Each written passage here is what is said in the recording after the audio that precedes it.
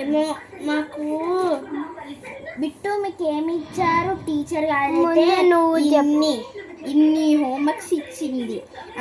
Incompletes ఇవన్నీ చదువుకోవాలని ఒక టైం ఇచ్చింది. మీకేమి ఇచ్చారు?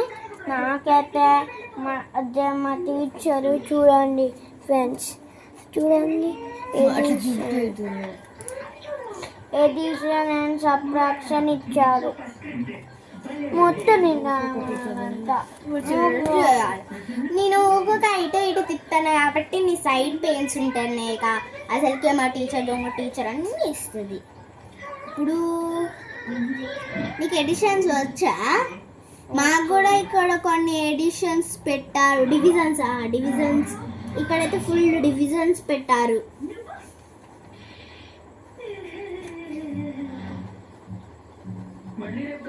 కాదు ఎంతో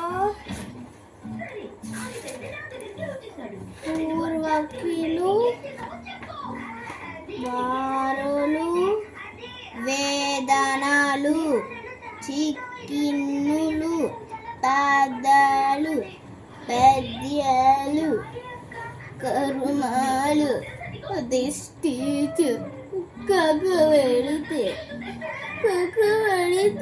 అలా పొక్కెడితే మళ్ళీ కొట్టెడితే మళ్ళీ జాజు అని కవిత్యం ఉండేది. అందుకే ఆ కవిత్వం ఇప్పుడు టీచర్ పెట్టింది, చదువుకోవాలి. ఇప్పుడు రోజు చదువుకోమంటుంది టీచర్. పిచ్చి టీచర్, దొంగ టీచర్, అన్ని టీచర్ దొంగ టీచర్. నేను చేయలేదనుకో మీ చంపలు పలగొట్టా అంటది. చింపాంజీ టీచర్ బర్రె మొహంది.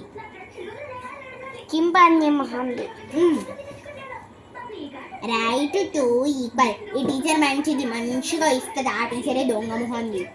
తెలుగు టీచర్ మంచిది, పిచ్చి టీచర్ పిచ్చిది. హిందీ టీచర్ అన్నీ ఇస్తుంది.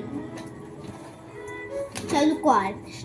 ఏ సంఖ్యం రేవతి గురించి సంఖ్యలు ఏది?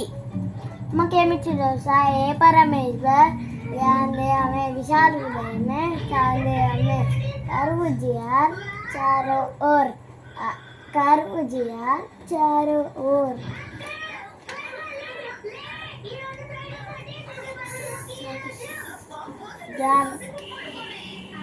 కొంచెం మా కూడా చెప్పు. సర్వకగా దానాగే సుర్రుములు ఎలాగే సక్కన అని చెప్తాడు మా తమ్ముడు. ఫ్రెండ్స్ ఇట్లా చెప్తాడు రోజు.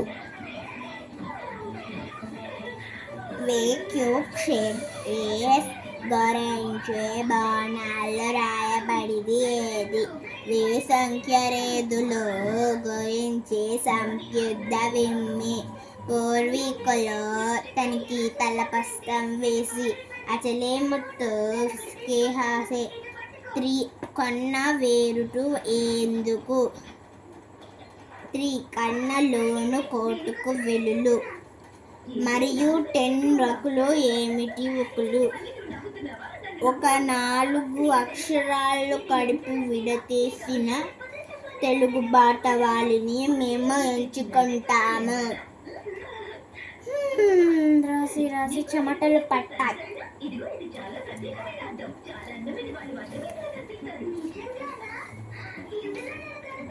బిట్టు 1 1 0 ఎంత? 1 1 0 ఎంత?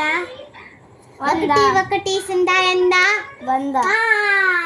కట్టేసిండు వాడు.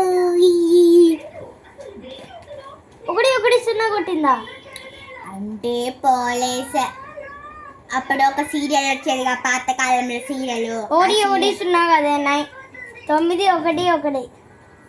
అదే వాడు కోవిడ్ చేసిండు, పోలీసుని చేసిండు అని డాన్స్ చేసుకుంటే చెప్పిండు. చదువుకోవాల్సి పోయే వాళ్ళ అమ్మనే తిట్టిండంట.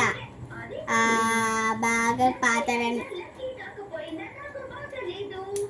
నువ్వు కొట్ట నువ్వు నన్ను కొట్టినా తిట్టినా ఏం కాదు, కానీ నువ్వు ఇది సెట్ చేసి ప్లీజ్ కొట్టకు, దయచేసి తట్టుకోలేకపోతున్నా. పిచ్చిపోలే. ఓకే, నువ్వు చెప్పినట్టు ఇంట నేను చదువుకుంటా. బంతాలు శ్రీహరులు ఎక్కడ జన్మించారు? బంతాలు శ్రీహరులు వారి పుట్టలో జన్మించారు. మరియు ఆహారం ఎక్కడ ఉంది? మరియు ఆహారం వీధి చివర మార్గంలో ఉంది. అప్పుడు ఒక తేనెటీగ వచ్చి ఇలా అడిగింది, నువ్వు ఎందుకు ఆహారం తీసుకోవట్లేదు? పొద్దున్నుంచి ఏమి తినవాడలేక కనిపిస్తున్నావు, ఉండు నీకు అన్నం పెడతా అంది. ఏనాలా వస్తుంది అని అన్నది. వాడికి ఉపాయం దక్కింది.